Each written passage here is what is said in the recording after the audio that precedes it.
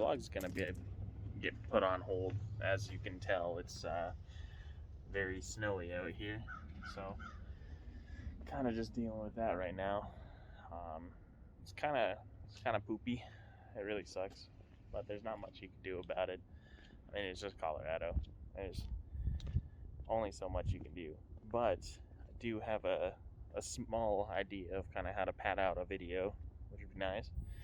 Is I finally got a gimbal, and I'm gonna test it against my other little portable gimbal, and just kind of see how that is.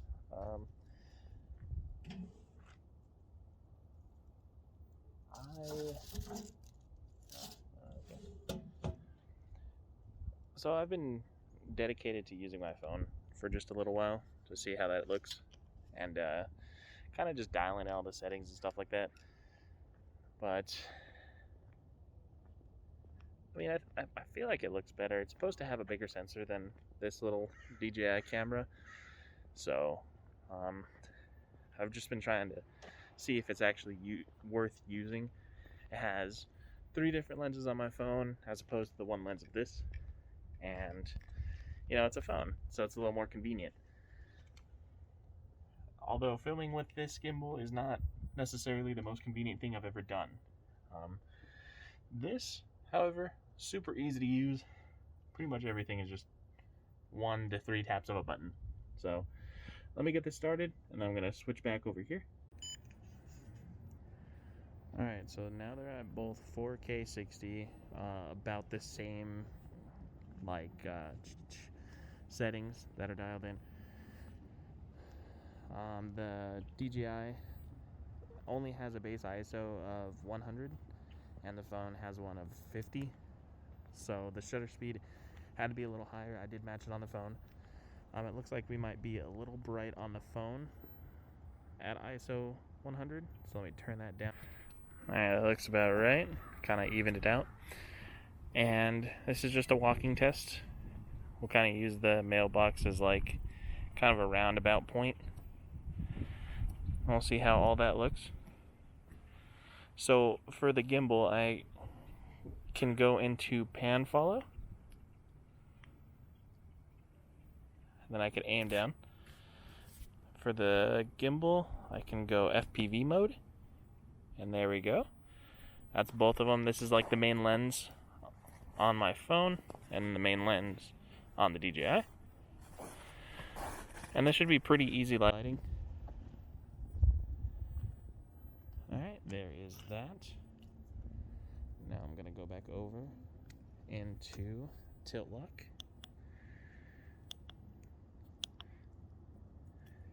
And back to just pan follow on that. But I'm going to switch these around. And I have them both out pretty far as they can go. And this is just kind of like a stabilization while vlogging kind of test. I have the audio on the DJI, just bass, and then the one on the phone. I'm just kind of just walking, just doing what I do. And I don't know, we'll see how this is.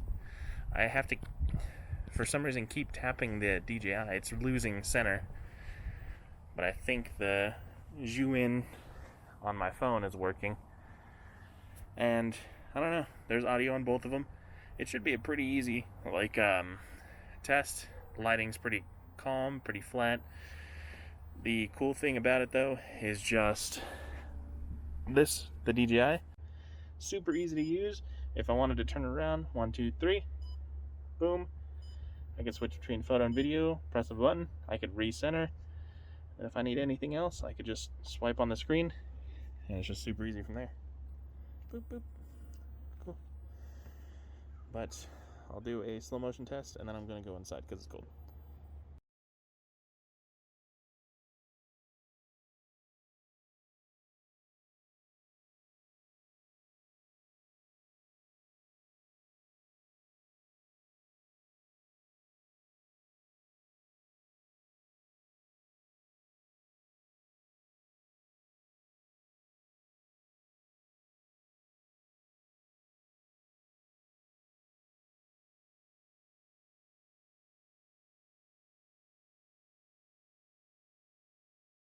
All right, well that sucked. I had this whole conversation with the cameras and everything, and I was talking about how the Samsung is over on the left, DJI is over on the right, and ignoring stabilization, we're gonna kind of take a look at the depth of field in the back, because the Samsung does have a slightly bigger sensor than the DJI, but the DJI has this weird problem.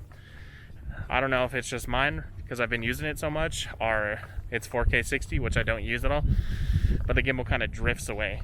And ignoring stabilization, how's that image look? Kind of just straight out the camera. It's for both of them. And now I'm going to turn around and be backlit. We're going to see how that is. I was saying I never use automatic settings even while I'm vlogging. It's more convenient, but I just don't do it just because I feel like the change in exposure and depth of field and all that kind of ruins everything.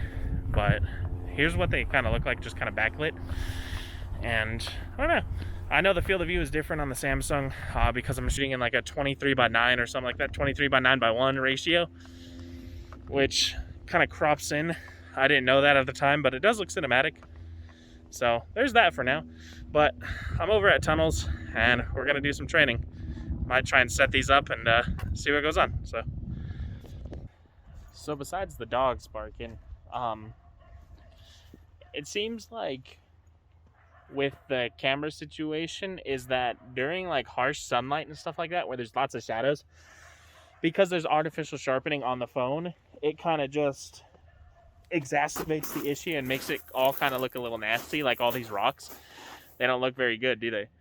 But other than that, it seems like the depth of field on the camera is actually super good, but the field of view is an issue on the 23:9 aspect ratio. It crops in like a lot. Like my arm is fully reached out, and that would be like far enough for anything that I had or ever had.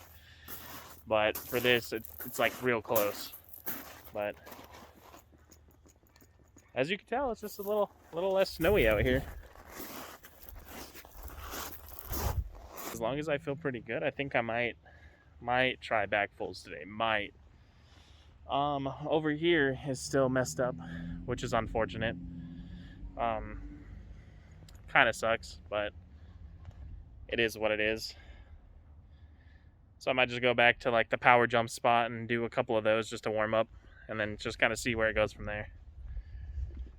But a thing I could do to solve that aspect ratio issue and the cropping issue is actually switch it to ultra wide, but it's not as good a quality sensor or glass to my knowledge, but I'll switch it over. There you go, and that's the ultra wide, and I'm holding it as far as I was before, and you'll see that it's like pretty wide. It's still even cropped in because it's still the aspect ratio. You'll see that it's cropped in because it's still the same aspect ratio. It's just ultra wide camera, but the ultra wide has about the same sensor size as the DJI, so the background blur is probably going to be about the same as you would see otherwise. And I think there's some wobbling issues if I like move it a certain way, which I probably won't do as often. But there's that. So I guess we're just gonna get started with that little jump.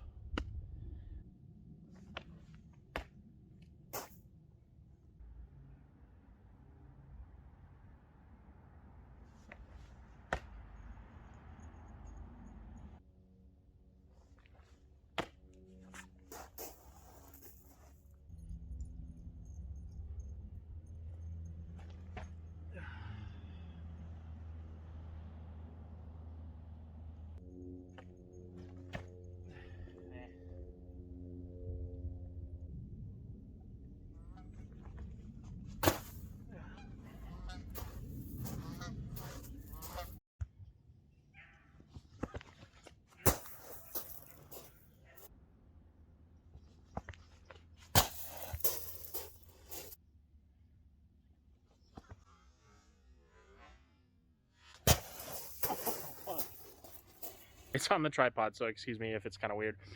But what I've come to the conclusion to is that my head needs to whip down.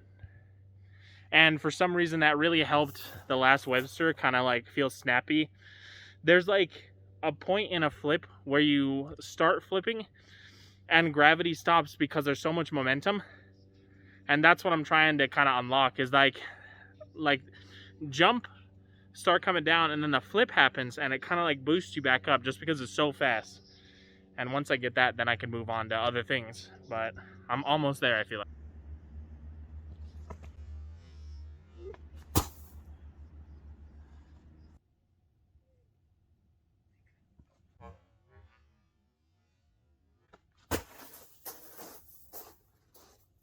Now what I'm gonna try is doing that before, like during the jump, rather than one and then the other. I'm just gonna try and just shoop. Let's see.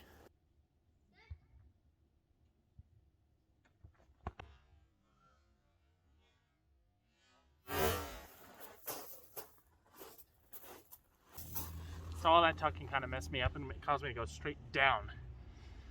Put a lot of strain on my lower back and my heels, because I landed straight heels because I didn't rotate enough. Not worth it.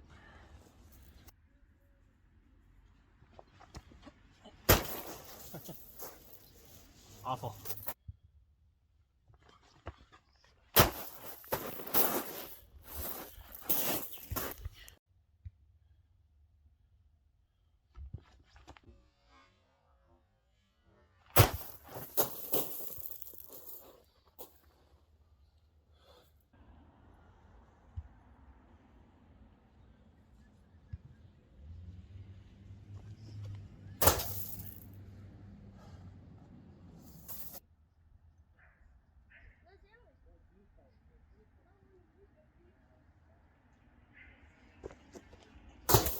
What am I doing?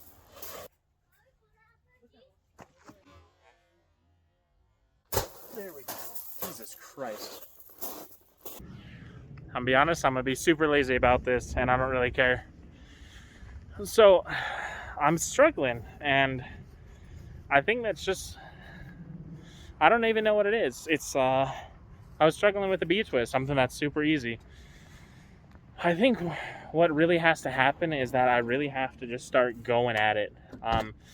The only problem with that is that my body is just so tired. And I think it's all the night shifts and everything, and it just like starts weighing on you. But there's not much I could do about that. I have